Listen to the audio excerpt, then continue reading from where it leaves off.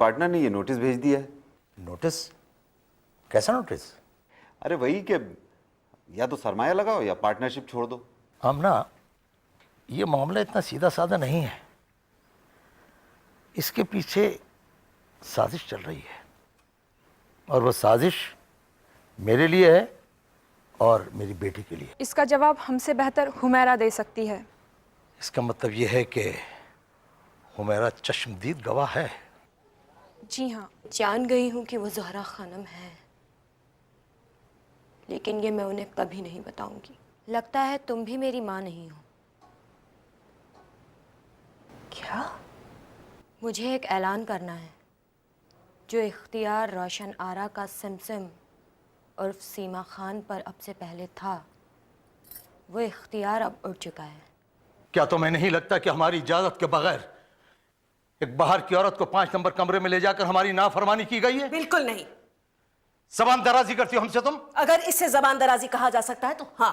बदतमीज! चिल्लाइए मत। ये बजा।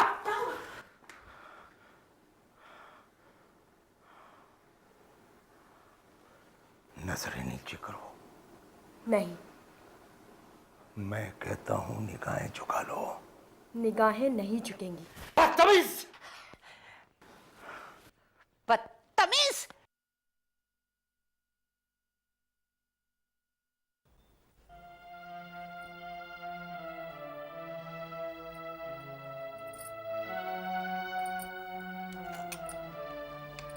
अयूब के फार्म का क्या हुआ? अयूब के? छोटे भाईजान आदाब। हाँ, कौन? रोशन? छोटे भाईजान, मुझे आपसे कुछ जरूरी बात करनी है। हाँ हाँ, कहो क्या बात है। तुम कुछ परेशान लग रही हो। जी, मैं बहुत परेशान हूँ। क्या हुआ? छोटे भाईजान, यही कहा जा सकता है कि अब बड़े भाईजान की ज्यादतियाँ हमारे बच्चों को अपना शिकार बनाने लगी हैं। लेकिन हुआ क्या भाई? मैं तुम्हारी बात का मतलब नहीं समझ पाया। छोटे भाईजान, बड़े भाईजान ने आज नासिर और महबूब अन्ना के सामने सिमसिम पर हाथ उठाकर अच्छा नहीं किया उन्होंने। क्या? ये सब क्यों और कैसे हुआ? ये सब क्यों हुआ ये आप भी बहुत अच्छी तरह से जानते हैं भाईजान। भाईजान, हमारी सगी माँ को हमसे अन्ना कहलाया गया और हम अन्ना कहते रहे। उनकी नकली तस्वीर टांगी गई, हम उसे देखते रहे और बर्दाश्त करते रहे। मगर अब ये बर्दाश्त ना होगा कि हमारी जवान लड़की को सबके सामने थप्पड़ मारा जाए। मुबारक सुनेंगे तो पता नहीं क्या करेंगे वो। अरे वो तो खैर बाप है, मुझे खुद बहुत धक्का लगा है इस बात से। लेकिन तुम परेशान ना हो रोशन, मैं किसी दिन वक्त निकालकर बड़े भाईजान से इस मसले पर बात करूंगा। किसी दिन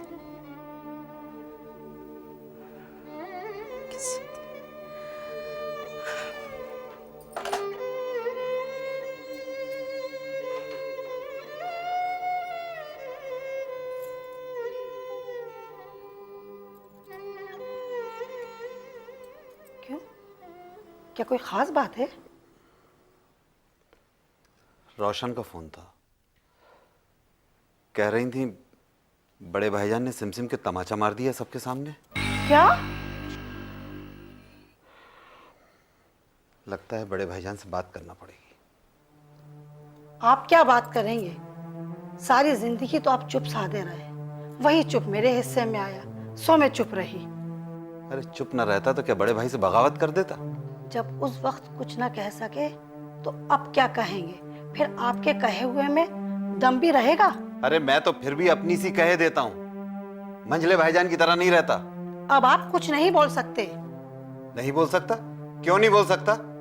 वो आपके लड़के के कारोबार में लाखों रुपए लगाने जा रहे हैं। आप उनसे कह सकेंगे कि आपको सिमसिम पर हाथ नहीं उठाना चाहिए था?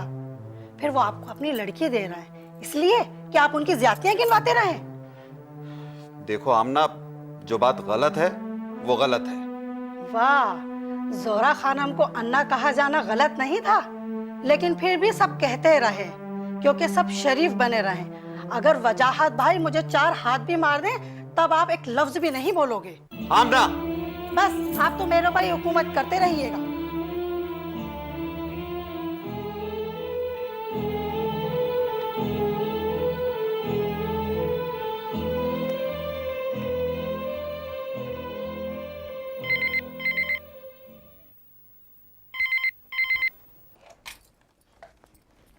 हेलो।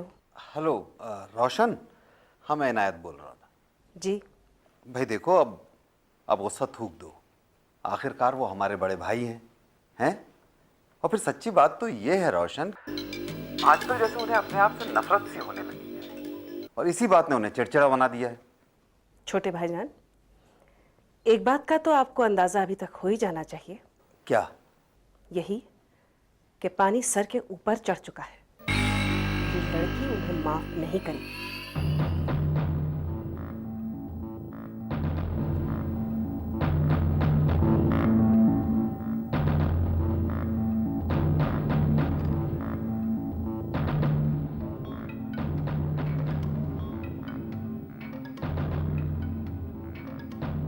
आपको कुछ सामान का बोला था मैं?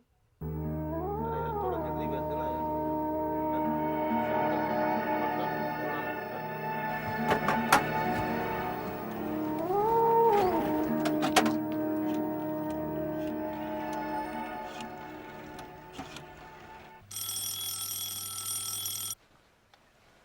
हेलो। हाँ नासिर मियाँ, सलाम वालेकुम। मैं दिलावर। मैं आप ही के फोन का 2-1 दिन से इंतजार कर रहा था, वो भी बड़ी बेचैनी के साथ। क्यों, सब खैरियत तो है? भाई आप भी कमाल करते हैं, आप तो मेरे खानदान से अच्छी तरीके से वाकिफ हैं, फिर आप मेरे खानदान के किसी फर्द की नाइंसाफी का शिकार भी हुए हैं जिसका आप बदला लेना चाह रहे थे। मैं ठीक कह रहा हूँ ना? हाँ आप ठीक कह रहे हैं। फिर आप कौन हैं, क्या हैं, किस मामले में मदद करना चाह रहे हैं, ये सब बताने के लिए आपने मुझे फ़ोन करने को कहा था। जी हाँ। तो फिर बताइए दिलावर साहब कि आपके फ़ोन का मुझे कितनी बेचैनी से इंतज़ार होगा। हैं? क्या आप वीआईपी रोड के चाय खाने में शाम को 5 बजे करीब आ सकते हैं? अरे भाई मैं क्यों नहीं आ सकता, मैं तो सर के बल आ सकता हूँ। लेकिन दिलावर साहब मुझे ये तो बताइए कि आप मेरी किस मामले में मदद करना चाह रहे हैं। जी हाँ, नसीम के मामले को लेकर। नसीम के मामले में? जिसकी वजह से आपकी वालिदा जोरा महल से रूठ कर अपने भाई के घर जा बैठी है। क्यों नासिर मियाँ, चौंक गए? इतने अंदर की खबर मैं कैसे जानता हूँ? तो आप आ रहे हैं ना? जी हाँ मैं पहुंच रहा हूँ। मैं इंतजार करूंगा। ओके।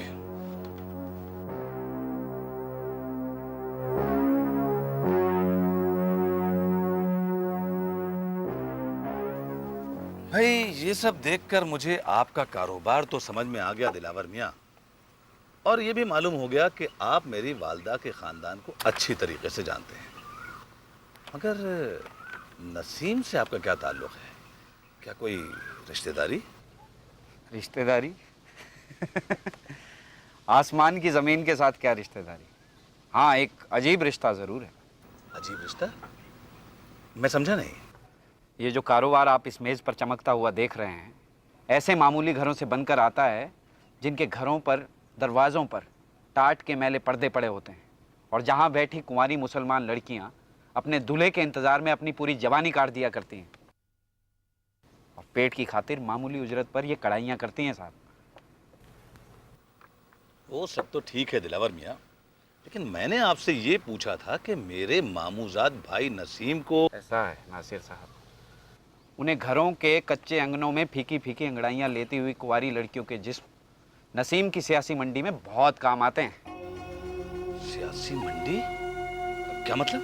जरदोजी से 4 पैसे की कमाई उन लड़कियों को ना तो फ्रिज का ठंडा पानी पिला सकती हैं और ना ये रंगीन टीवी दिखा सकती हैं। होठों पर कबूतर के खून की तरह सुर्ख लिपस्टिक और बदन पर मचलता हुआ रेशमी शलवार जंपर का अर्जान गंदी सियासत के गंदे नसीमों को उन्हीं लड़कियों से फायदा उठाने का मौका दिलवाता है, और इस तरह से अय्याश नेताओं के दलाल बन जाते हैं। आपकी बातें बड़ी अजीब हैं दिलावर मियाँ। तो गोया ये कि नसीम जिस्म बेचने वाली लड़कियों की दलाली करता है? और आपकी हकीकत क्या है? तो मेरी हकीकत भी जान लीजिए, शायद आपके किसी काम आ सके। नूर मोहम्मद का नाम तो आप जानते ही होंगे। नूर मोहम्मद? ये तो मेरे वालिदा के वालिद का नाम है। जी हाँ, नसीम के दादा नूर मोहम्मद। उनके यहाँ उनकी एक खास खिदमत करने वाली थी,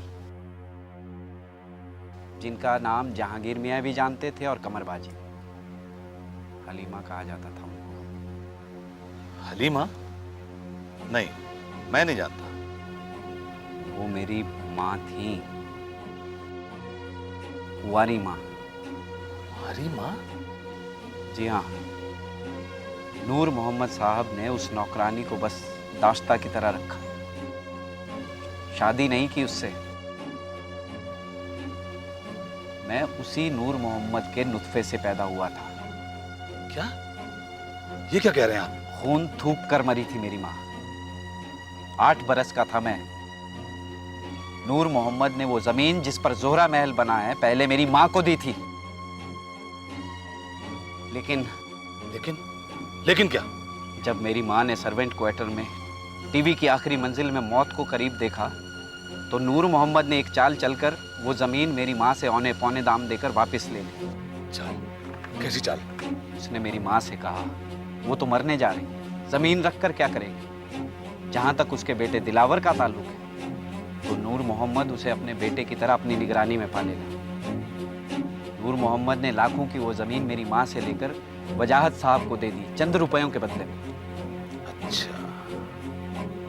और मेरी माँ के मरने के 2 साल के बाद मुझे घर से निकालकर यतीम खाने में डलवा दिया, और खुद 4-5 साल बाद अल्लाह मियाँ के पास चले गए। ये है मेरा रिश्ता नसीम और उसके बाप से।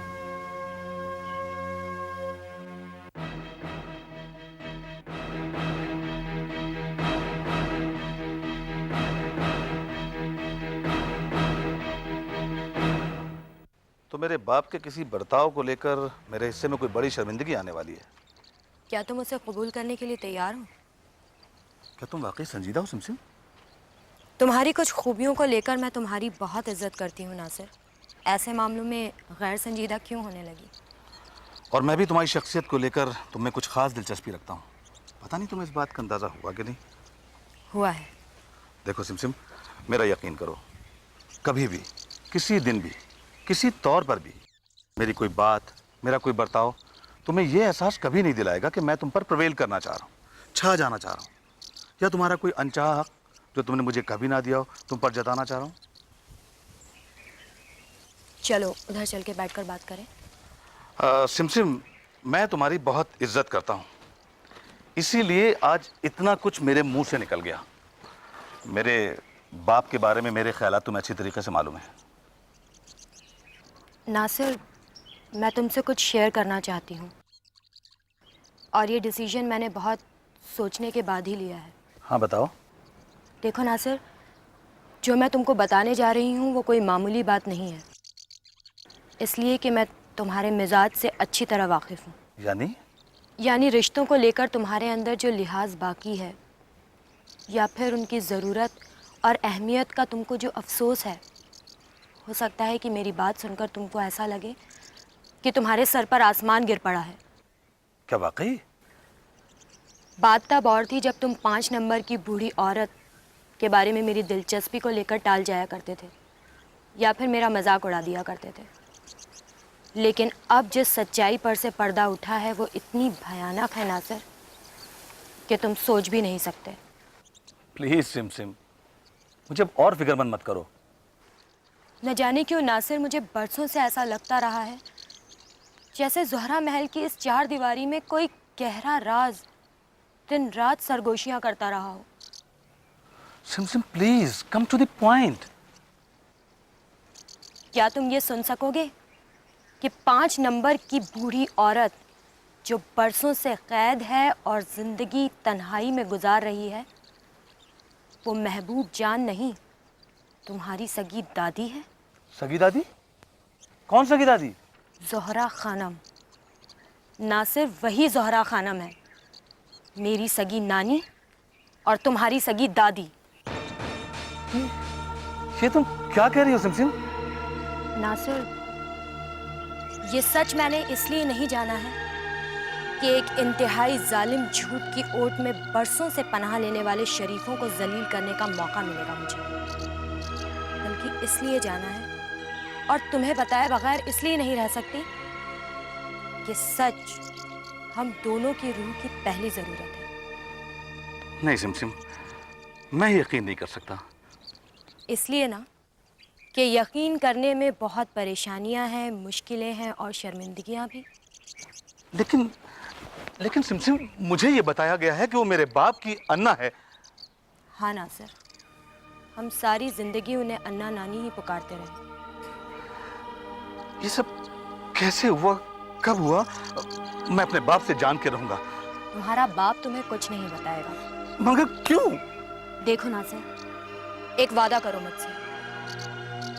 दूसरों के लिए तुम्हें अभी तक ये नहीं मालूम कि महबूब जान ही ज़ोहरा खानम है। अगर सच्चाइयों की तह तक पहुंचना चाहते हो तो जैसे मैं मांगू वैसे ही सहारा दो मुझे, प्लीज नासिर। सिमसिम, तुम्हें ये सब कैसे मालूम हुआ? जैसे जो कुछ हुआ है इस कोठी में सिर्फ तुम ही मेरी जबान से सुनोगे और कोई नहीं। यकीन करो नासिर, मेरी अम्मी भी नहीं।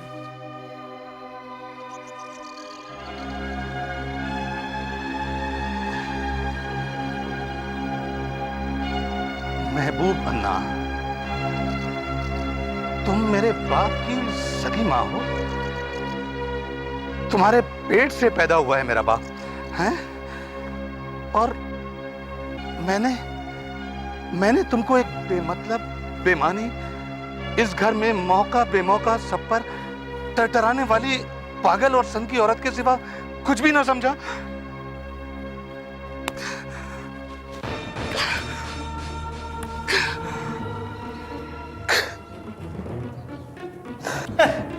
अरे काय की दादी और कैसी दादी है? ये सब शौक डैडी पालते होंगे, मुझे नहीं शौक है दादी या नानी बनाने का। 4 लाख रुपए चाहिए, है तुम्हारे पास? लाओ निकालो। दादी तो क्या, अम्मा भी बना लूंगा। दादी।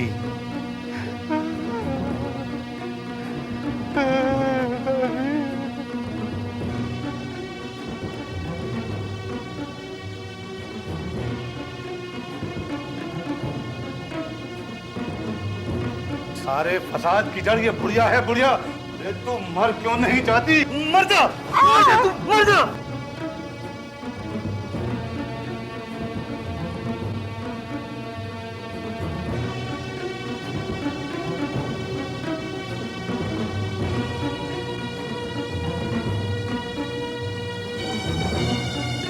अरे चुप नहीं रहोगी तो क्या कर लोगी, हैं? क्या कर लोगी तुम चुप रहो तो ही अच्छा है, वरना एक अन्ना की औकात क्या होती है?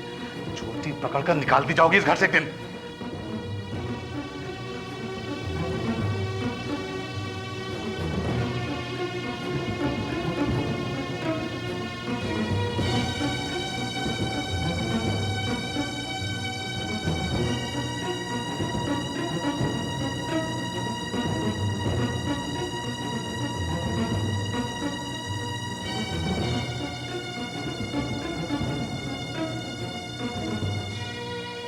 कौन?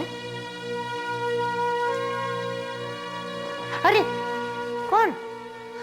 अरे तू नासिर, अरे यहाँ क्या कर रहा है बेटा? क्या बात है, क्या बात है, क्यों घबराए हुए हो? नहीं कुछ नहीं दादी, मैं ये पूछने आया था आपसे कि आपने ये जोरा महल से बाहर कब से नहीं निकली? है? अरे जब तू घुटनों घुटनों घुमा करता था आंगन में, उस वक्त से नहीं निकली मैं। क्यों क्यों पूछा? अच्छा अन्ना दादी, तुम्हें वो शहर का तालाब याद है ना? तालाब? नहीं नहीं। अरे वो अपना तालाब वो बड़ी बड़ी पहाड़ियां, वो जगमगाहटें, वो रोशनियां, वो चौड़ी चौड़ी सड़कें, ये सब तुमने कुछ नहीं देखा? एक मामूली अन्ना की किस्मत में ये सब काम। अरे मेरी अन्ना दादी, मैं तुम्हें ले चलूंगा खुली जीप में। कहाँ? अरे मेरी अन्ना दादी, वो 56 भोग की मिठाइयां, वो मनोहर डेयरी की चाट, वो बिरयानी, मलाई टिक्का, ये सब मैं खिलाऊंगा तुम्हें। खाओगी ना? इतने अच्छे मजाक कर रहा है तू, बहुत खुश है क्या? अरे अन्ना दादी, बच्चे ही तो बूढ़ों को घुमाते फिराते हैं? अच्छा, तो फिर इस बुढ़िया को घुमाने फिराने ले जा रहा है तू? अपने बाप को भूल गया, जिसकी मर्जी के बगैर यहाँ एक पत्ता नहीं हिलता है। जो वर्षों पहले मुझे करना चाहिए था, वो मैं आज कर रहा हूं दादी। अच्छा, जल्दी तैयार हो जाऊंगी।